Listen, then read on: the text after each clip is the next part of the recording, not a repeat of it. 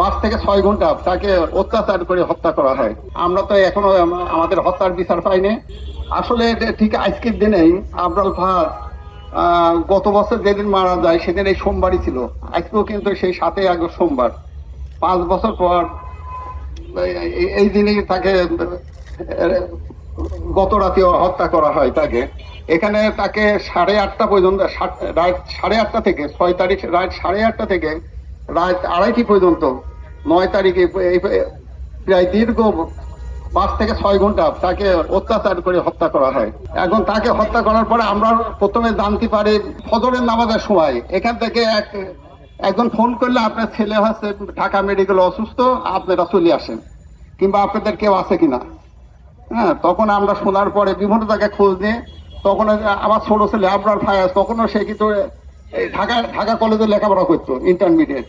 হ্যাঁ, তখন সে বাড়িতে ছিল, পূজার ছুটিতে সেও বাড়ি ছিল, তার বড় ভাই বাড়িতে ছিল ওই সময়।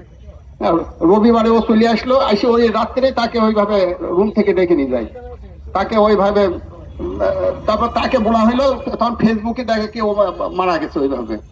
হ্যাঁ, তারপরে আমাদের আত্মীয় স্বজনের পাঠানো হলো। সে তো অনেক ইতিহাস, মানে আমাদের তো সুদীর্ঘ অনেক দিন গেছে। আমরা তো বিভিন্ন কোর্টে আসা যাওয়া করেছি, প্রায় 2-3 বছর, 2 বছর ধরে আমরা তো কোর্টে আসা যাওয়া করেছি। তারপর আমাদের কেসে রায় হয়েছে প্রায় 3 বছর। আমরা তো এখনো আমাদের হত্যার বিচার পাইনি। তা আমরা বর্তমান সরকার আছে, নিরপেক্ষ সরকার, অন্তর্বর্তীকালীন সরকার, ওনাদের কাছে আমাদের আহ্বান থাকবে আমরা যেন আবরাল ফাহাদের সঠিক বিচার পাই এবং সুষ্ঠুভাবে বিচার করা হোক। আর আবরাল ফাহাদ উপলক্ষে এই পলাশীর এখানে যে 8 স্তম্ভ নির্মাণ করা হবে, সেটা সেই নির্মাণটা আমি যাতে হয় সেটা কামনা, মানে সুষ্ঠুভাবে সম্পন্ন করতে পারে সে কামনা ব্যক্ত করছি, যাতে এটা বাধা বিপত্তি যতই আসুক, যাতে এই স্তম্ভটা হয়। তাছাড়া আমার আর বিশেষ কিছু, আর আমার ছেলের জন্য দোয়া করবেন। সে যেন তার স্বপ্ন যেটা ছিল সেটাকে যেটা লেগেছে কিন্তু নিজের দেশের জন্য, সে কিন্তু মানে সে তার নিজের স্বার্থের কথা কিছু বলেনি, দেশ রক্ষা করার জন্য বলেছে। সেটাই যদি তার ভুল হয়ে থাকে, হ্যাঁ, তাকে এই কারণে কোনোদিন হত্যা করতে পারে না একজন।